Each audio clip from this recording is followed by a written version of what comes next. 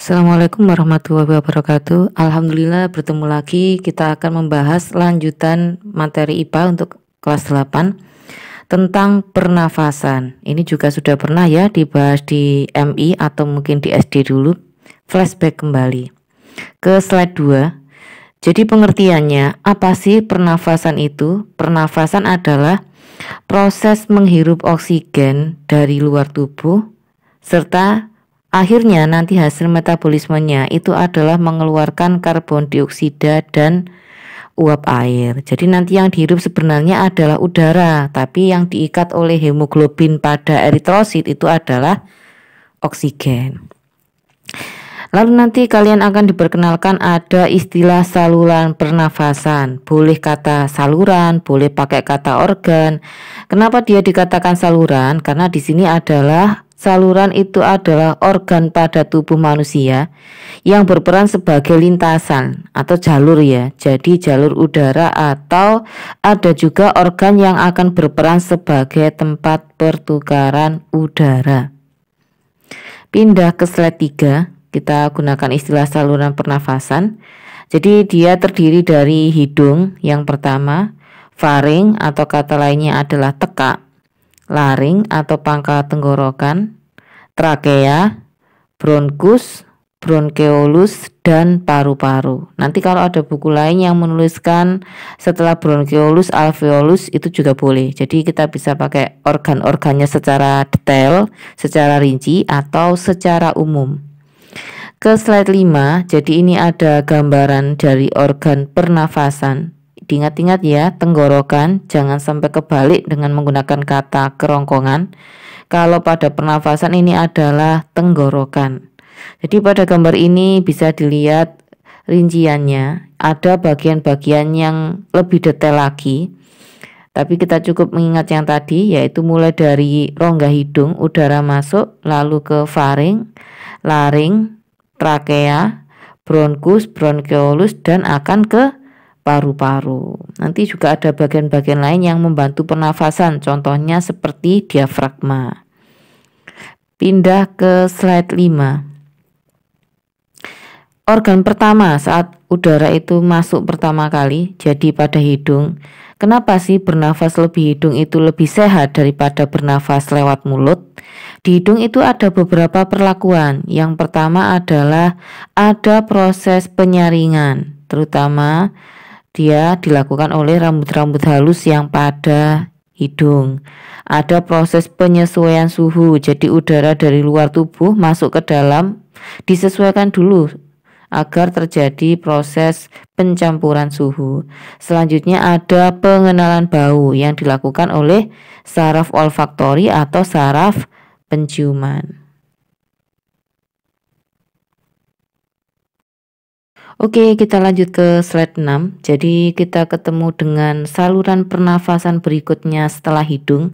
Ada faring. Apa sih faring itu? Faring adalah organ yang bekerja sebagai organ pernafasan sekaligus pencernaan. Kenapa?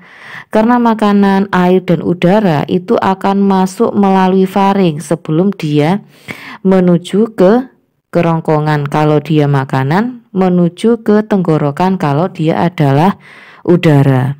Saluran berikutnya adalah laring. Jadi pada laring itu terdapat pita suara dan katup epiglotis.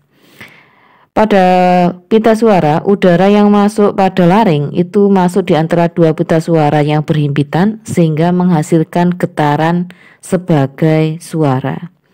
Pada slide 7, katup epiglotis itu dia otomatis akan membuka ketika udara itu masuk ke laring dan akan menutup ketika sedang makan atau minum.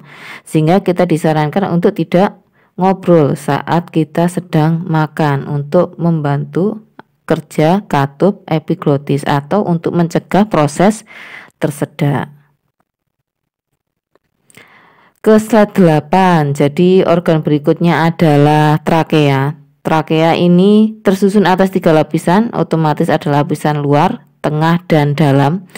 Lapisan luarnya itu terdiri atas jaringan ikat, Kalau lapisan tengahnya itu ada cincin tulang rawan yang menyerupai huruf C. Sedangkan lapisan dalam itu adalah ada jaringan epitelium bersilia yang fungsinya menghasilkan lendir. Epitelium itu artinya penutup ya. Jadi epi itu luar, telium itu lapisan. Lapisan epitelium itu ada pada permukaan organ. Kembali pada trakea tadi, fungsi lendir yang dihasilkan adalah untuk menyaring udara dari mikroorganisme. Jadi penyaringannya sebenarnya sudah dilakukan 2 kali, ada di hidung sama di trakea. Pindah pada slide 9. Jadi penampakannya seperti ini ya. Gambarnya secara umum. Nah, ini ada penampakan dari trakea yang tadi disebutkan menyerupai cincin. Itu ada beberapa lapisan tadi. Lalu ini adalah pembagian dari faring itu sendiri. Ada nasofaring, orofaring, dan hipofaring. Hipofaring otomatis faring yang bagian bawah. Ada oral cavity, oral itu adalah mulut ya. Jadi ini rongga mulut, nasal itu adalah hidung. Kita ke slide selanjutnya, slide 10. Ada organ-organ atau saluran pernafasan selanjutnya, yaitu ada bronkus, merupakan percabangan dari trakea. Bronkiolus adalah percabangan dari bronkus. Kemudian adalah paru-paru. Kalau ada buku yang menuliskan setelah paru-paru ada alveolus, boleh. Jadi itu berarti catatannya lebih detail. Pada paru-paru itu dibedakan ada paru-paru kanan dan paru-paru kiri. Ternyata jumlahnya tidak sama. Paru-paru kanan adalah 3 gelambir, paru-paru kiri adalah 2 gelambir. Paru-paru sendiri itu dibungkus oleh selaput yang namanya adalah pleura. Lalu alveolus, kenapa sih alveolus ini begitu istimewa? Di sini itu terjadi pertukaran udara, difusi antara gas CO2 dan gas O2. Kita ke slide 11. Jadi penampakannya seperti ini. Ternyata alveolus itu merupakan gelembung yang dibungkus atau diliputi atau berbatasan dengan banyak kapiler darah. Bisa diperhatikan ini bentuknya seperti ini. Ini memungkinkan menjadikan alveolus itu tempat yang ideal untuk memungkinkan terjadinya difusi atau pertukaran O2 tadi dengan CO2.